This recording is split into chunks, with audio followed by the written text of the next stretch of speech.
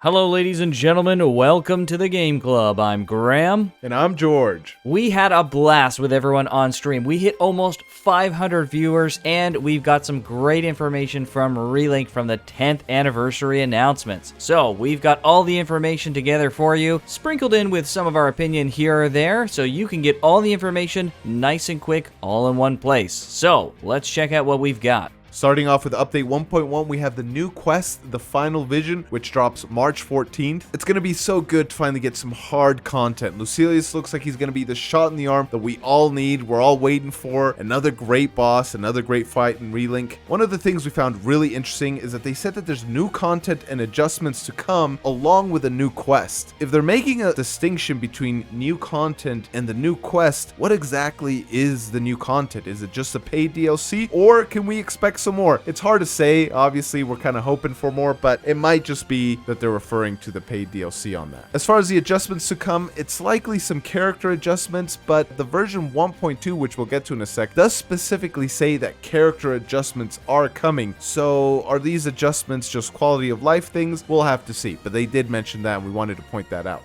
Alright, let's get to the paid content. So first up, we've got a emote expansion set for Let's Chat, and this is basically just 3 emotes for $2. Honestly, this is a pretty fair price, especially if you take into context other games that sell microtransactions. In fact, if we take a look at Final Fantasy XIV, they also are an online game, much bigger of course, but they have emotes that they're selling for anywhere from $2 for one emote to $12, and you don't even want to see the other stuff they've got in the cash shop. So honestly, I would say this is actually a really fair price for emotes. No complaints here. Now, when we come to the item packs, we've got self-improvement, weapon uncap, weapon upgrade, and sigil upgrade. These are noted as pack 1, so anticipate more of these packs coming in the future. Initially, we were a bit hesitant about these packs. On a surface level, you might think that they made the grind in the game extra long so they could sell us packs to skip the grind later. But actually, if you look at the fine print, it's pretty great. You can only buy one of these packs per account. You can't just keep buying pack after pack. They tried to not make the grind predatory by making these packs infinite. Clearly, they've been really thoughtful in how they want the grind and the packs to coexist together without being predatory, and this is coming from a gacha company. So overall, with these purchase limitations, we honestly can't complain. It's a pretty reasonable price for items. Yeah, you can grind for yourself, but if you want a bit of a boost, or you're behind, or maybe even build up an additional character, it's not bad. Some people have been a little upset about War Elemental being in the weapon upgrade pack. To be fair, if you're grinding even a modest amount, you're virtually guaranteed to get War Elemental. The rate's not that low. Moving on to update 1.2, we know that drops late April. We're in the same spot as before, knowing that Seofon and Tweyen are coming, but we got to see some really cool gameplay trailers, and honestly, it just makes me even more excited to try them out. They also said that new quests and character adjustments are to come. It's hard to say whether these new quests imply completely brand new quests or just the current ones we have in a higher difficulty. For example, some of the quests we have right now in impossible difficulty are technically new quests, right? But it's hard to say exactly how that'll play out. As far as character adjustments, that definitely sounds like some sort of character balance patch. It's hard to say how this will differ from the adjustments they mentioned in 1.1, but again, this is just something we'll have to wait and see on. For paid content, we don't exactly know what we're going to get in 1.2, but since 1.1 has pack 1 as mentioned before,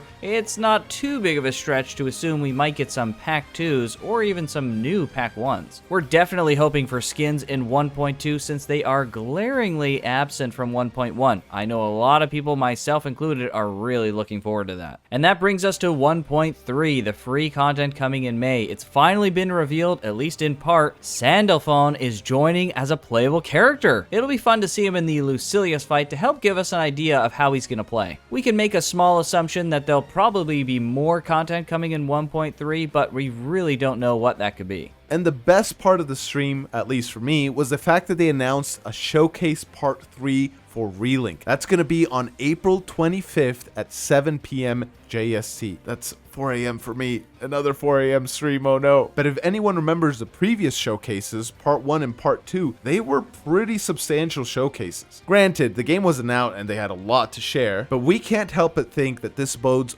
well for the future of the game. If we're not getting any content past 1.3, why do you need a showcase? Honestly, it's hard to say at this point, but we can't help but be excited for the future of the game. And of course, the game desperately needs some higher difficulty quests. Right now, we are chewing through everything and proud as if it's easy difficulty. Cygames is really good at making sure the players have some high difficulty content to sink their teeth into. The mobile game definitely has that, and the same could be said for Dragalia Lost. So what we're really hoping for is just more quests, even at a bare minimum, quests that we already have, just in a higher difficulty so we can really flex our characters. Sadly, there's nothing like that in sights yet. It's unlikely to come in 1.1, though I suppose it's possible. But if Lucilius is the only new content coming, it would be great to have something to sink our teeth into while we wait for further updates. But we'll have to wait and see what Cygames has planned for us. And there you have it. Thank you to everyone who joined us on the stream. It was a total blast, like Graham said, having everyone come. It was especially fun doing some quests with some of you, helping you get some of those rare materials and beating those proud fights. Like we've said many times before, we can't wait for Lucilius to drop. We'll be streaming that day 1, so if you want to see that, make sure you hit that subscribe button. But with that, we'll see you in the next one. See you then.